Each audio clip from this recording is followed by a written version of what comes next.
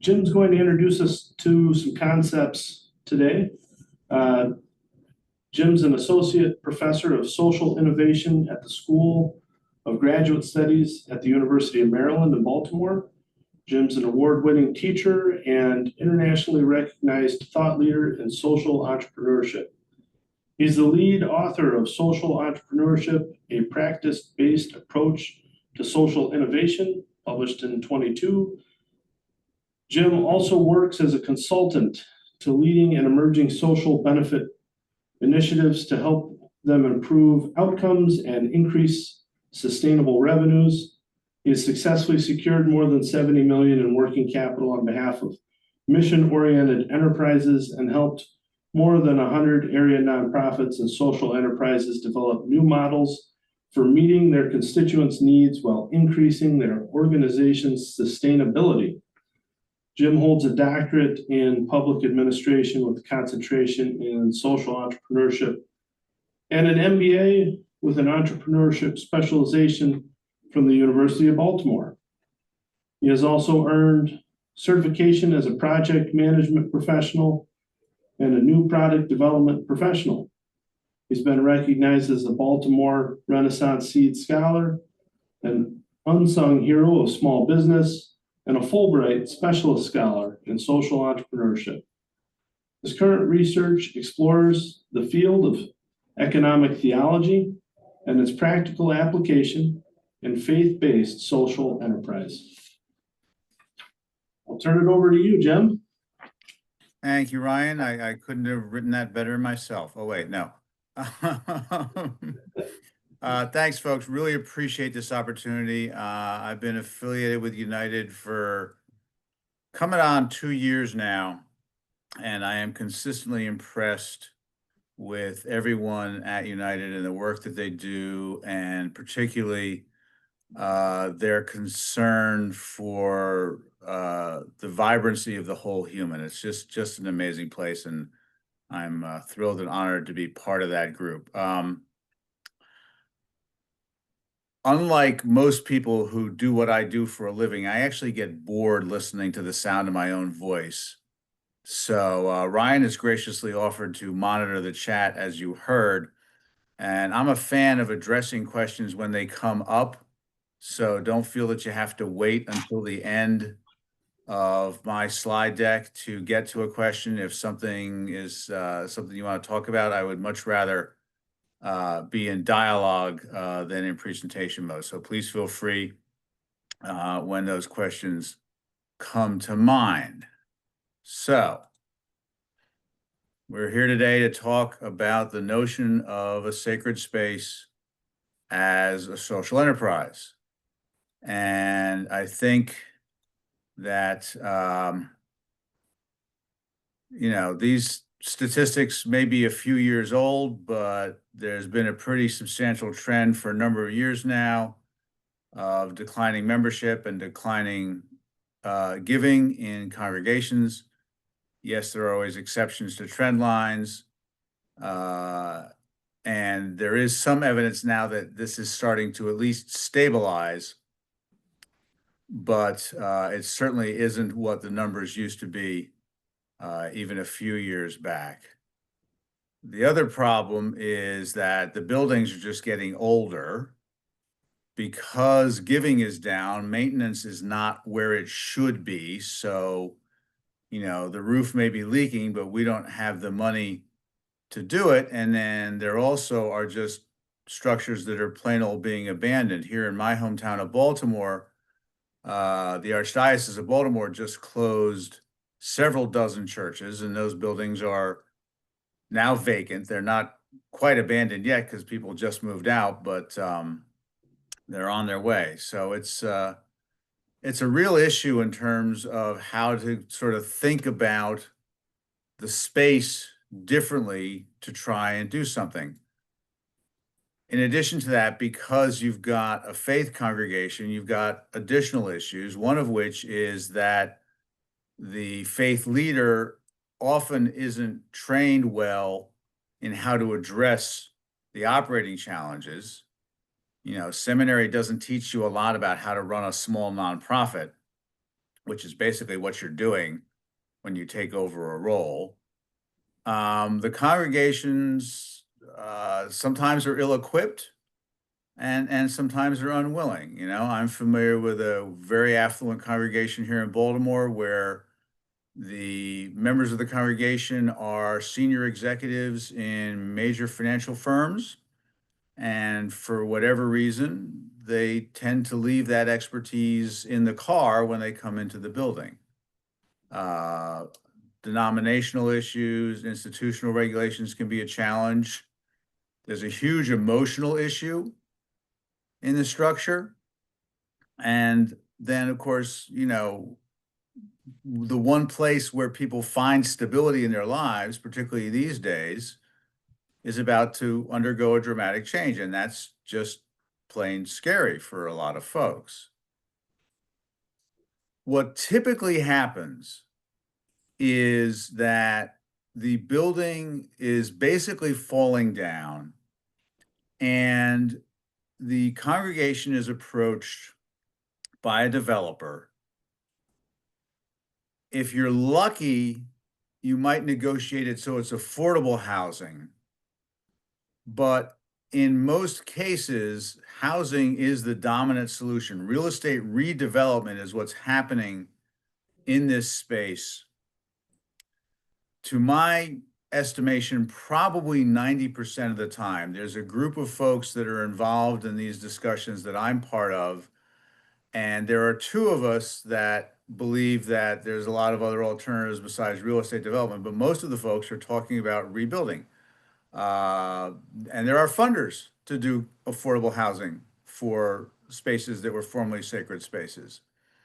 But the perspective that I take is that you can often do adaptive reuse before the building collapses, and that gives you several benefits.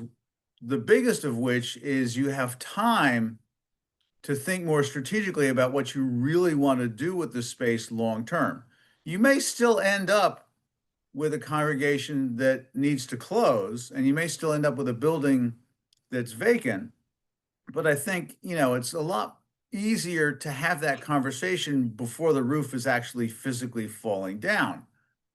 And the mindset, the mind frame that I use to have those conversations is to think of your sacred space as a social enterprise.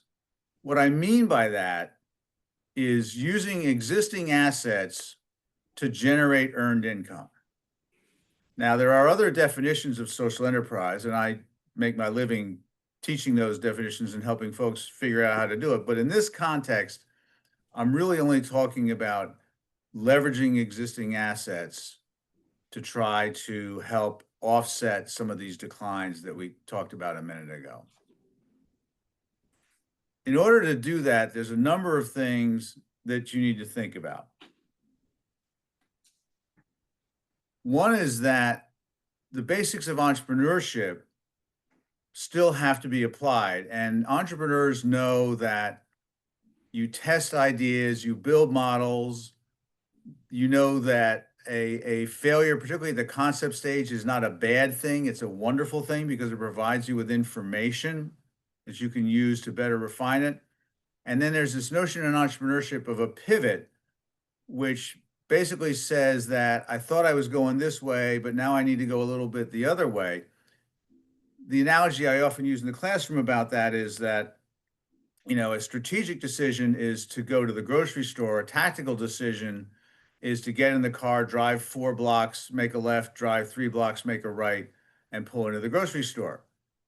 And then when you get in the car, you find out that that particular road is being closed, so you have to go a different direction. That's kind of what a pivot means. It doesn't mean you necessarily change your strategic objective, but you might need to change your tactical objective.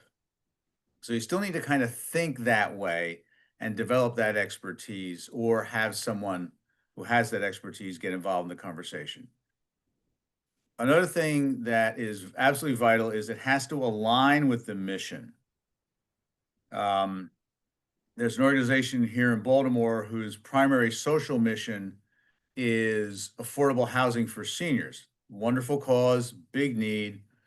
I was working with them a number of years ago, and they came to me with an idea to develop greeting cards. And I said, okay, tell me more about that. And they said that, well, they did some market research. They found in the high-end fancy greeting cards, there's a very big profit margin. They happened to have someone on their board who was very good at doing these little hand-painted cards.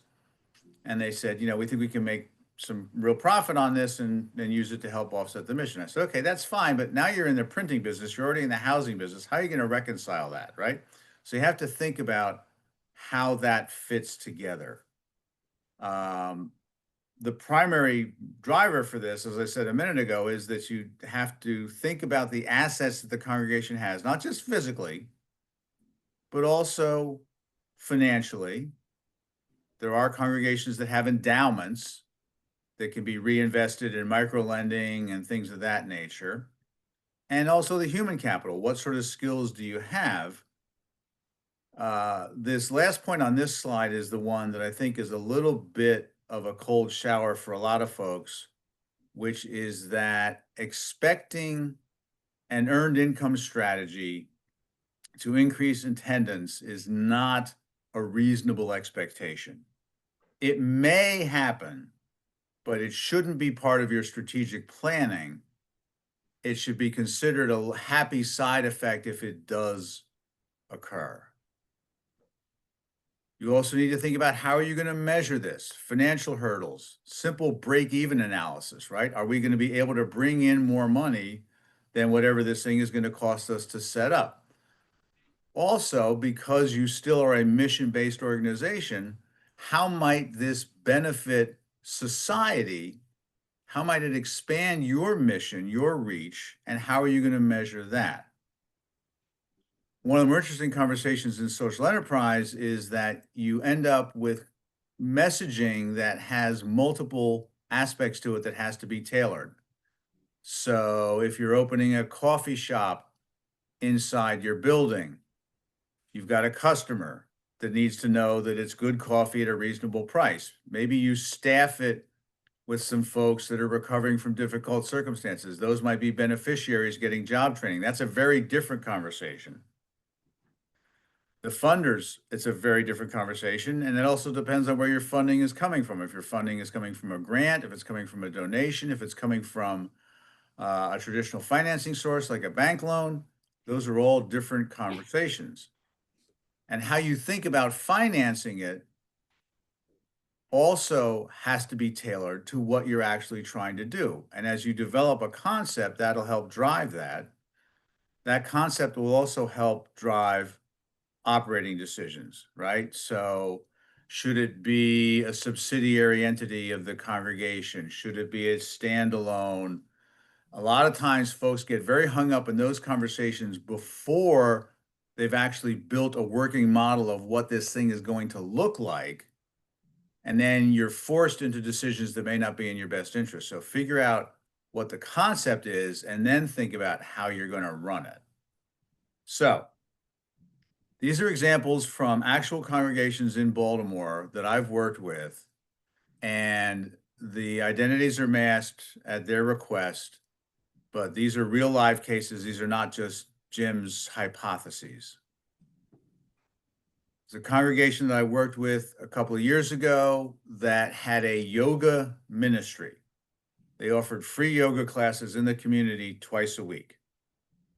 Wonderful, wonderful public service for the community. They also were in an area of town where there was not a commercial yoga studio within several miles. The neighborhood they were in was affluent enough that people were of a socioeconomic strata that yoga classes were something they did. So there was a real market, there was a genuine market opportunity there. They already had the teacher, they already had the mats, they already had the blocks, they already had some refurbishing of the fellowship hall, which wasn't being used by the congregation to any great extent. So opening a commercial yoga studio was a real option for them. And they were able to do some projections around how to come up with income on that. And they honestly, genuinely were developing $50,000 to $75,000 in additional earned income And that's net, by the way. When I show these numbers, these are net numbers. This is not how much they brought in and then they had to pay for refurbishing. It's after all that is done in terms of ongoing revenue. Many congregational buildings have kitchens. Many of those kitchens are commercial grade or close to commercial grade. You may have noticed there's this little trend in society over the past few years of food trucks. You may not know that food trucks do not do their prep work, their cutting and chopping in the truck. There's not enough room. All the truck really is a heating element. So there's this thing called a commissary kitchen in that business, which is where you go to do the cutting and the chopping and the prep work that you put on the truck to go to whatever location you're going to sell your food. Well, rent out your church kitchen to one of those food trucks, generating $15,000 to $30,000 in additional income. A lot of the older churches have a parsonage. I use that term somewhat generically. I know not every denomination calls it that. But you know, these days, predominantly, clergy doesn't want to live on the property for a lot of good reasons. Turn that into office space, $25,000 to $50,000 in additional revenue. Education wings. We've all got them.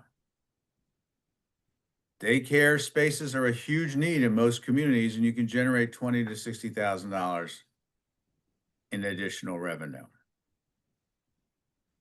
I've also done a case study on this, and this is one of my I've done several case studies on this, but this is one of my absolute favorites. This is an operation in Wilmington, Delaware, called the Wilmington Kitchen Collective. And it uses that same model I was talking about a minute ago of the commissary kitchen. And they have built a network of shared commercial kitchens that they use to help incubate and develop culinary entrepreneurs. It's housed in 4 different churches in Wilmington, Delaware. It happens to be 2 United Methodist and 2 PCUSA. That's partly because the folks that spearheaded it were from those 2 traditions. There's nothing magical about those 2 traditions in terms of their entrepreneurial spirit. It is housed somewhere around 40 entrepreneurs over time. It currently houses 30 or 31, depending on when you count it. The majority of them are BIPOC and or women owned. They are not financially sustainable at the moment. They're still getting grants, but they've got grants from the city. They've got grants from various economic development organizations. So they are not a financial burden on the congregation, but they are driving to be self-supported by 2026. It's just a fascinating example. So it can give you a much needed budget boost. It can give you the time and space. It can increase congregational vitality and community engagement. The must is that you've got to do feasibility studies. I can't tell you how many times I've walked into conversations where people say, hey, we launched this thing and now it's losing money and it's annoying people and we don't know what to do with it. You've got to do your homework ahead of time.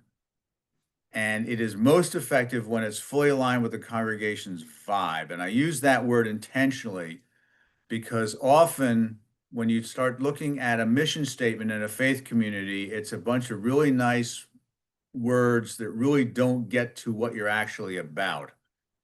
I worked with a congregation in a suburb of Baltimore last summer, and their mission statement was the typical love everybody, serve everybody kind of stuff, which is wonderful and honorable.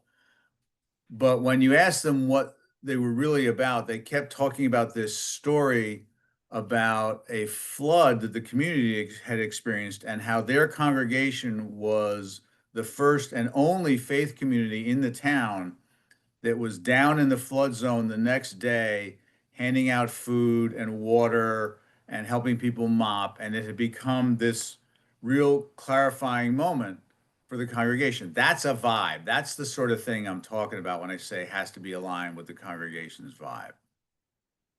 Hey, Jim. Yeah. We had a question that seemed timely here. Please. These net revenue numbers annual? Yes. Yes, great question. Yes. Yeah, absolutely. And can you shoot me the slides? And then folks that want them, they can email me and I'll shoot them to them. I will happily do that when we're done. Absolutely. Thanks, Jim. Absolutely. My pleasure. Thanks for asking.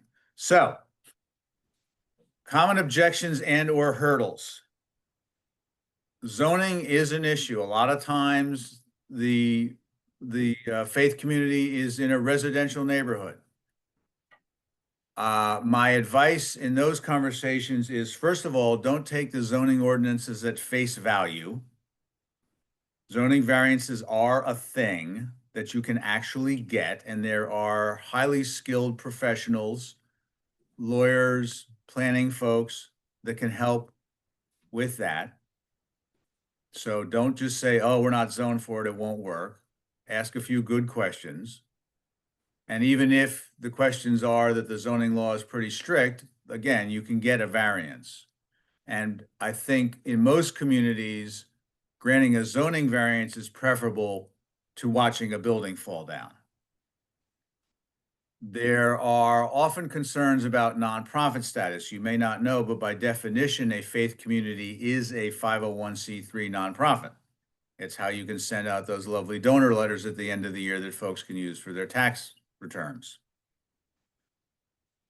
Contrary to general belief in the United States, nonprofit status does not mean that you can't earn revenue.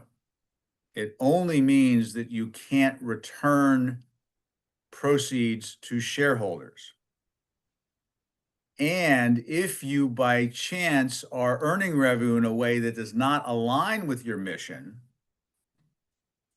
there's this thing called unrelated business income taxation, which is exactly what it sounds like. You have business income from an unrelated activity, you pay income tax on it, to which I say, oh, darn, you've got income. Maybe you have to pay some taxes, but you still have income.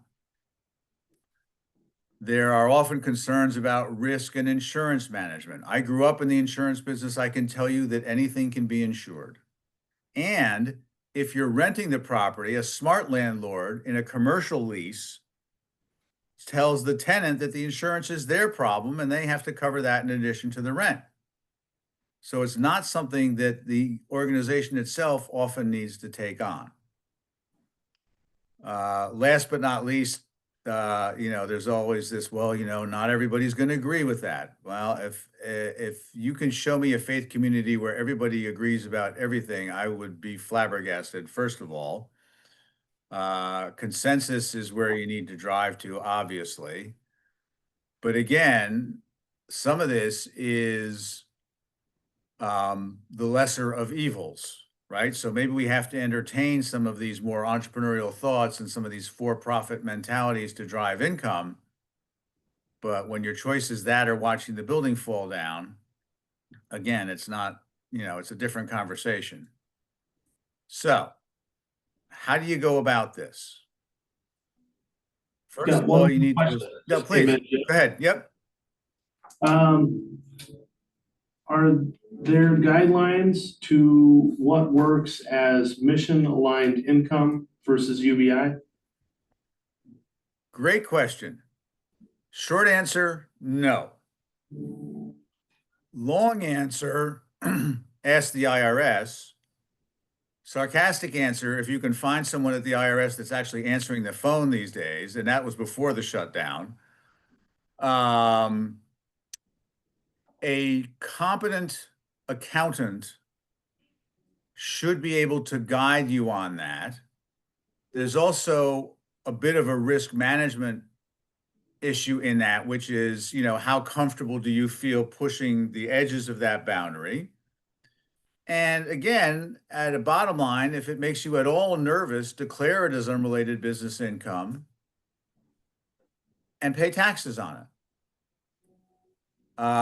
But chances are, if you're doing some sort of community outreach in it, like the Wilmington Kitchen Collective that has got an economic development mission, like the yoga studio that is doing outreach in the community, chances are you can find a way to shape it and frame it in a way that is an extension of your mission. So there are ways to get around that. Great question. Thank you, Ryan. Yeah, and one more popped up, wondering if you could share the slides into the chat so they wouldn't have to email to get them. If I can figure out how to do that, I will. Okay, fair enough. My technology skills are not that great, which is why Ryan is monitoring the chat. So Yeah, and I've got one person that joined us a little late. The meeting is being recorded. It takes a while to download, but it will be on the YouTube channel for the folks that have direct thank message. you, Ryan. And I assume we'll send an email out to the attendee list with a link to that at some point. It'll be on the United YouTube page here Yep. this week, I believe, so. Very good. Very good. Yeah. So again, mission assessment is a huge part of this. And again, it's the real mission, not the one on the website, not the one over the door. It's what is this place really about? Who are we actually socioeconomically, demographically, philosophically, not just we're here to love folks and serve folks. You also need to look at what the market needs, and that involves having conversations with the community. Ask them what's going on. Don't assume that there's a need for a yoga studio or a coffee shop or a commissary kitchen. Ask your community what's going on. This is also a great way to help start to soften the issues that you might be facing around zoning variances, right? So if there's a dialogue already going on, you're sort of softening the conversation with the community about what might need to happen from a zoning standpoint. And then also asset inventory. Walk around. How much religious education space do you have? How much of it is actually being used on a regular basis? And by regular basis, I also mean not just the one morning a week that your congregation is in the building, right? So even if the space is being used one morning a week for your own purposes, doesn't mean that space can't be used for other things the other 6.5 days a week. Yes, you have to do a little bit of logistical maneuvering, but all of life is a little bit of logistical maneuvering at some point. So go around, look at that. Talk to your congregation, find out what skill sets you have. Do a really solid inventory, and that will also help you generate some ideas. So again, I am thrilled to be part of the United community. I do teach this stuff at United. I will be teaching a course on this at United next summer. It will be basically the same interaction format that you're experiencing today, which is Kucher's on Zoom. Some people are at United and a lot of people are on Zoom. We've done this before. It works just fine. If you're interested in that, the registrar would be happy to hear from you. And I say that with her approval. If you want to have additional conversation with me, please feel free to reach out to me. My United email is here. I also do have 2 books. Ryan mentioned one in the introduction, which is the tan cover that's been out for a couple of years. That's a more general overview of some of these nuts and bolts issues that we've talked about. It goes into a little bit more depth about how to crack some of those issues. And then the case study that I mentioned is one of several faith-based cases that are in a new book that literally is on the presses as we speak, which is the green cover, which is cases on social entrepreneurship in the United States. So thank you for your time. I am happy to spend as long as folks want in Q&A. Feel Thanks, free Jim. to chat, raise your hand, open your mic, do whatever you need to do.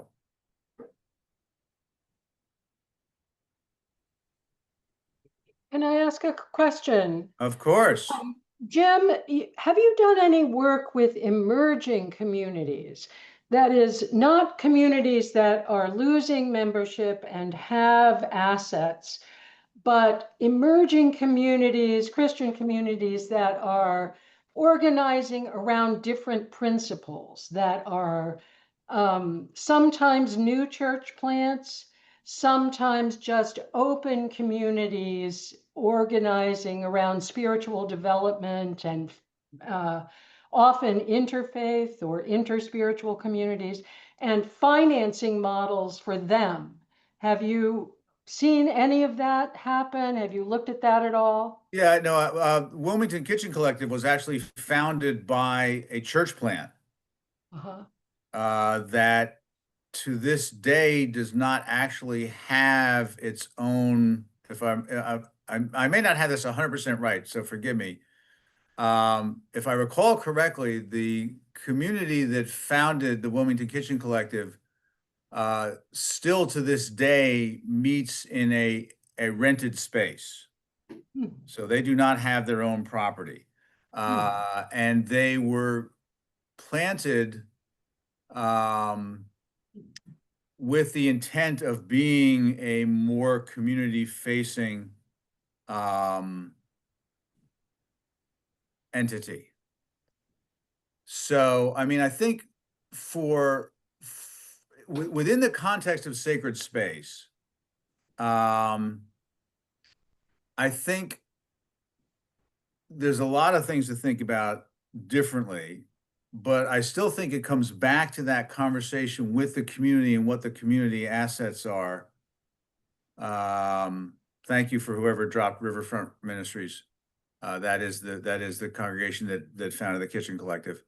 I think it still goes back to that community conversation. I think it still goes back to that what's going on in the neighborhood. And this is true not just for faith communities. This is true for any social enterprise. One of the biggest things that happens, one of the biggest bad things that happens in social enterprise, and something I go into at length in my old book, is what I sarcastically refer to as the white savior industrial complex, which is folks that parachute into a neighborhood thinking they know what's best for that neighborhood without having those conversations about what do you need and what's going on.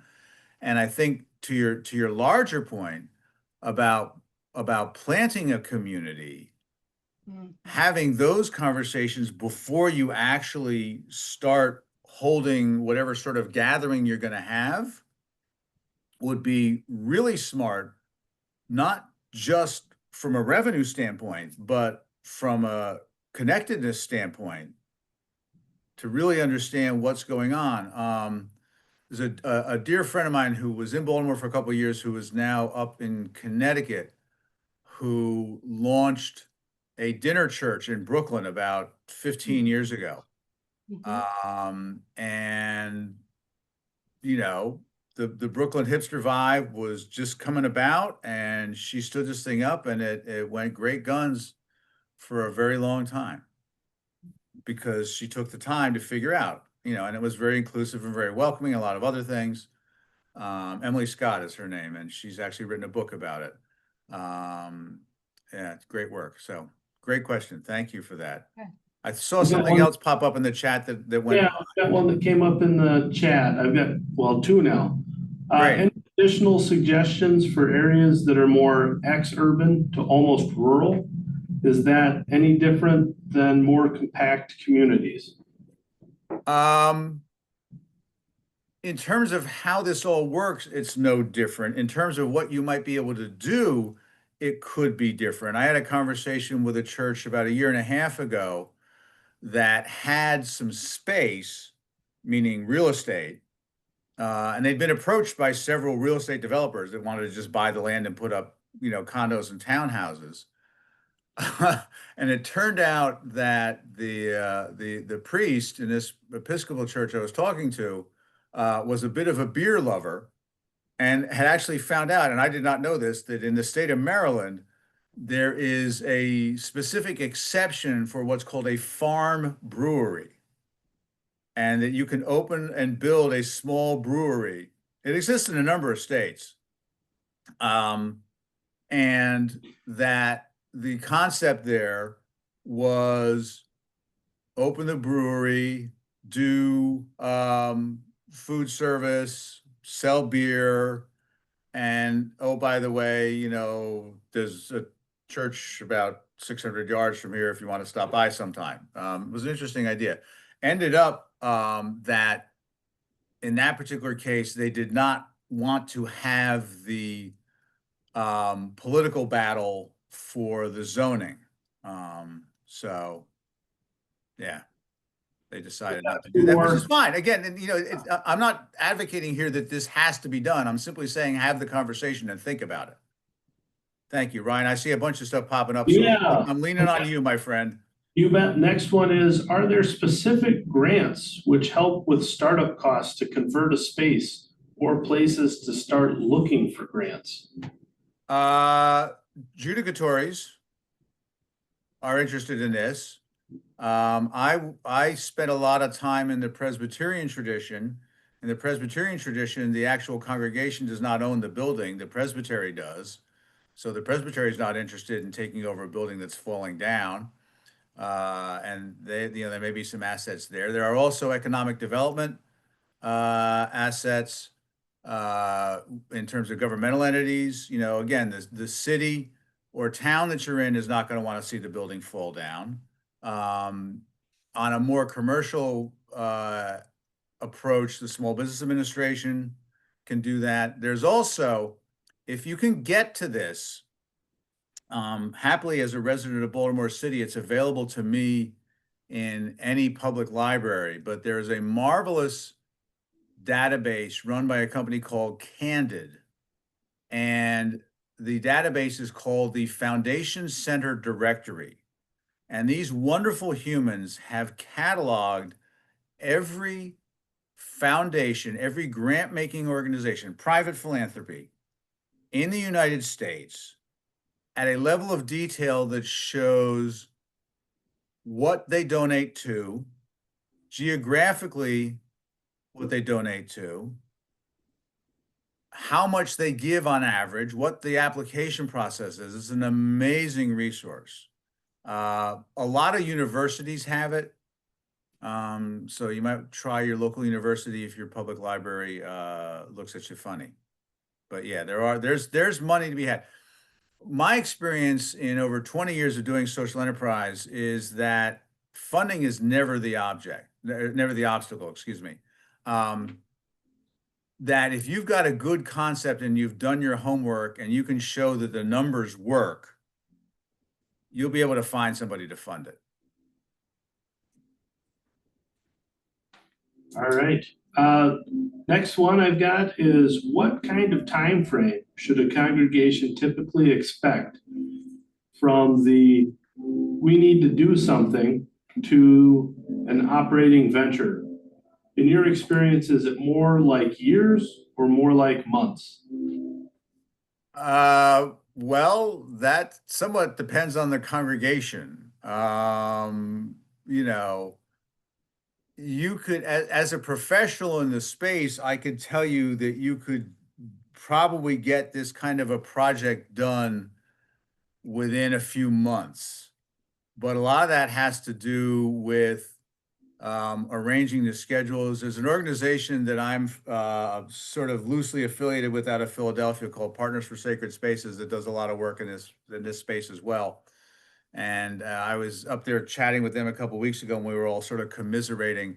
And we all agreed that the biggest hindrance to the timeline is how quickly you can organize the meetings. Right? So the longer the time frame is, the more people they want to have involved. If there's, judicatory representatives that they want to have involved, that pushes your calendars out. So, some of that, honestly, the answer is how fast do you think you can move? Fair enough.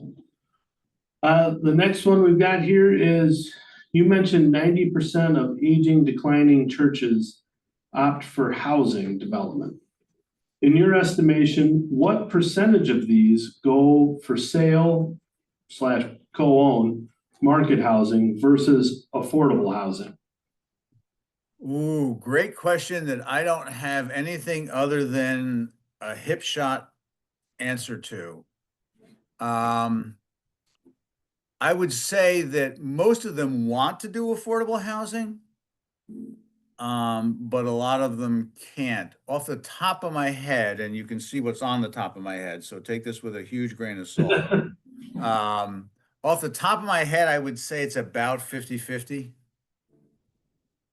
About half of them end up with a commercial deal where they just say, now, you can also negotiate assets within that deal. There's a fantastic case of a church in Arlington, Virginia that sold the building and was able to negotiate affordable housing, but they were also able to negotiate lifetime rights to a space on the first floor. So they had a worship space built into the deal, right? I think another thing that's interesting in these conversations is congregations don't always realize how much leverage they have, even when the building's falling down, in terms of negotiating something that makes a lot more sense. You know, there's this sort of combination of grief and panic that sort of overtakes the conversation at some point that can become challenging to get through. Is there any questions? I'll just keep going down the list otherwise. Yeah, but- they're asking good questions. All right. All right, so the next one here, could you point us to some resources to begin the mission development conversations? There's this bald guy in Baltimore.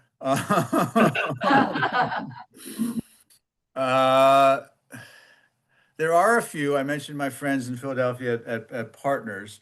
They're kind of scattered. It's a very interesting little cottage industry. One place that you might want to go if you're so inclined is that Notre Dame, the big one up in Indiana, has a real estate conference around faith communities every year. I believe it's coming up in April. And I've been to it a couple times. I presented at it a couple times. It's a really interesting, it's probably the only actual gathering that I'm aware of any of folks who are involved in these kinds of conversations. I will also tell you that there are a lot of folks there that are straight up for-profit development folks. So, you know, keep your wallet in your pocket, so to speak, when you go there. But that's that place. And you know, there are, again, kudos to United for asking this bald guy from Baltimore to step into this role of teaching this stuff. So there are some places that are starting to have these conversations out of seminaries and other institutions. So, And I guess it's not a question, but I'll just read a statement and you can, I guess, comment or agree, or we'll move on.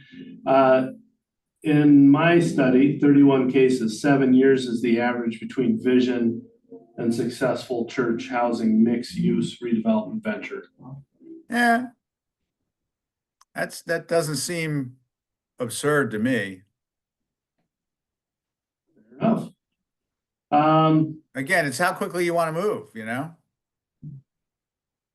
Yeah. Can you share ideas that aren't property related? We were the beneficiaries of a generous bequest and are exploring ways to use that money in a mission-related way beyond the general annual budget. Micro lending.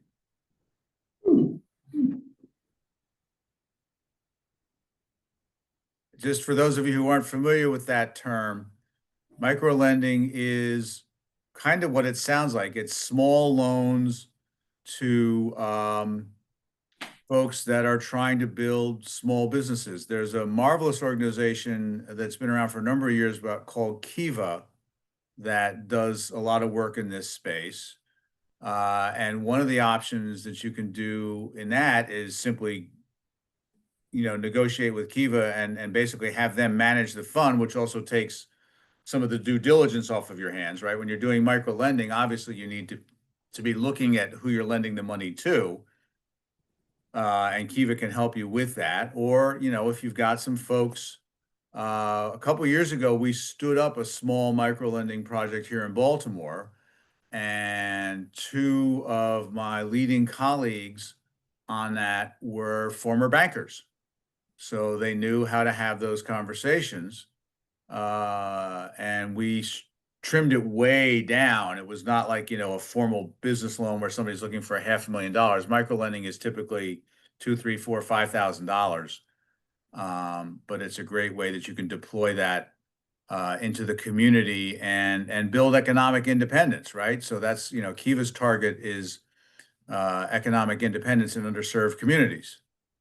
Give a person a fish versus teach them how to fish, so to speak. So yeah, that's a great way to do that. And again, if you have an endowment, that's a great way to use an endowment, right? And you're not putting anything at risk. The other interesting thing is if you have an endowment and you do lose the money, you can actually write it off on future years against your giving. So there's actually a backdoor in the IRS rules on that, but I won't wrestle that one to the ground too much today. I just dropped in, I saw somebody asking where to find Kiva. I just dropped the web address into the chat. Ryan, we make a great team. Next question, we've got, you mentioned the importance of determining feasibility. Can you give a quick sketch of how that process works? Sure. Basically, when you estimate the income and calculate the expenses, is the number in the bottom right-hand corner red or black? It's really, in some ways, that simple. Now, when you calculate the revenue, chances are you're going to overestimate it. So you do need to do some market research and those kinds of things to say, okay, how many people are there really realistically that would come to a yoga class in our fellowship hall? Or how many food trucks are there really that need this kind of space? But that information is not super hard to find. And then, what's it going to cost us to do this thing? And again, add it up and come to do the numbers work. That's really what a feasibility analysis is about. Can we generate enough revenue that it is net income? And I will tell you this, and this is a huge one in this sacred space context. If the number is red, don't try to talk yourself into the project on the notion that it's another mission outreach. That is not what we're talking about here. The last thing you want to do is add additional burden to an already burdened budget. But again, feasibility at the end of the day is really not much more than profit and loss analysis. It's a little more than that, but not a lot. All right, we've got one more. Any ideas that have an environmental aspect? Whoever asked that question, if you can unmute for a minute. Okay, sure. Thank you. Can you tell me a little more what you mean by environmental aspect? Well, I'm working with a movement around creation justice within the United Methodist Church and exploring ways to do fundraising that might enable more of, whether it's allowing buildings to become more energy efficient or put solar panels on, or for just denominational or community-based efforts. And perhaps some of the micro lending ideas could be used that way, but just thought I would throw that out. Yeah, so I guess what I'm struggling with, and hang in there with me for a minute, if you would, please. What I'm trying to make sure I understand in your question is how are you getting at a notion that how might a social enterprise approach help advance the environmental, or are you getting more to like how will we pay for solar panels? Probably the first. Yeah, Okay. I mean, I guess in that case, you could really use any kind of social enterprise adventure to further that work, but yeah, okay. both are realistic things that people might want to be doing, but yeah, no, that's helpful. So one of the more complex, somebody just included an example. Thank you, Catherine. One of the more interesting downstream conversations, again, I've been in this social enterprise community for over 20 years now. One of the more interesting conversations you get to as the concept develops, this is not really a sacred space type of concept, it gets a little more sophisticated than that. So, what I'm talking about is, how do you come up with ways to keep the lights on and keep the building from falling down?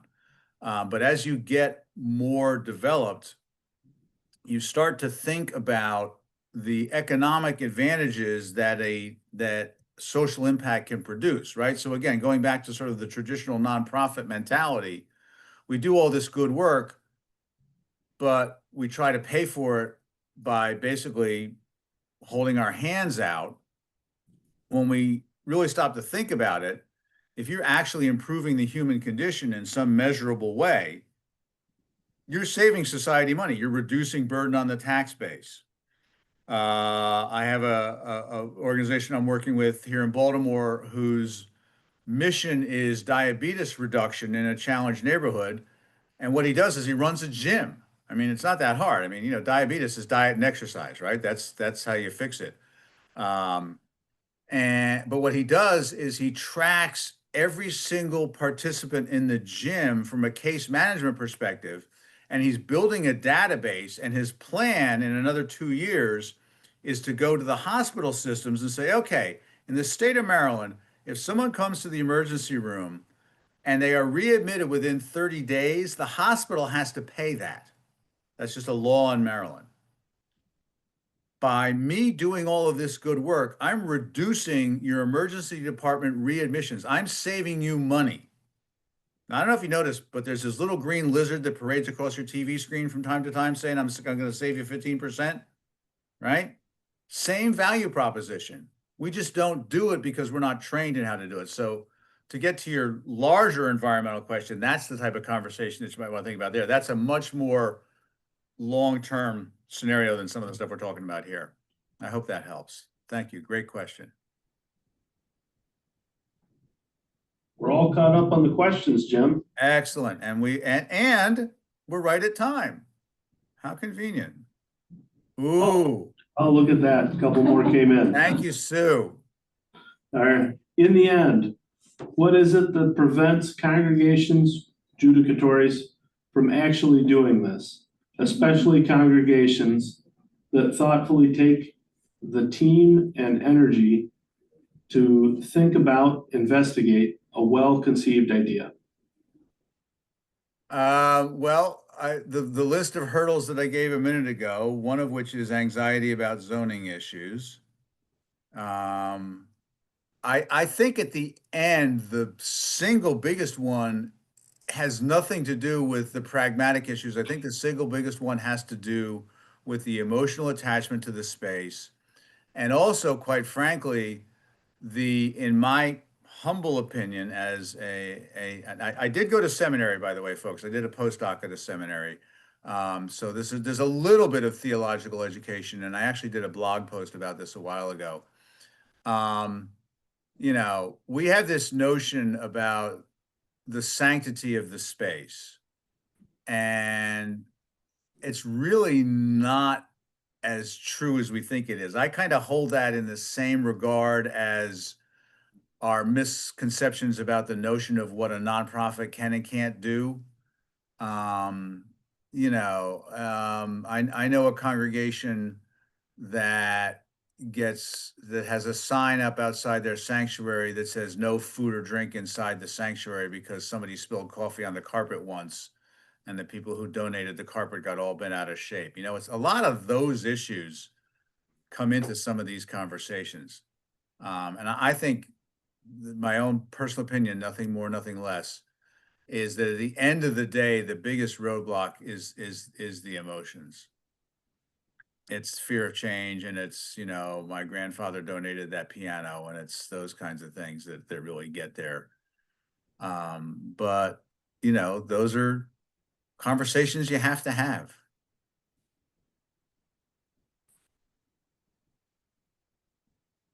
Do we have one more, Ryan? Or are we good? That was just me putting my contact information All in there in case anyone had questions.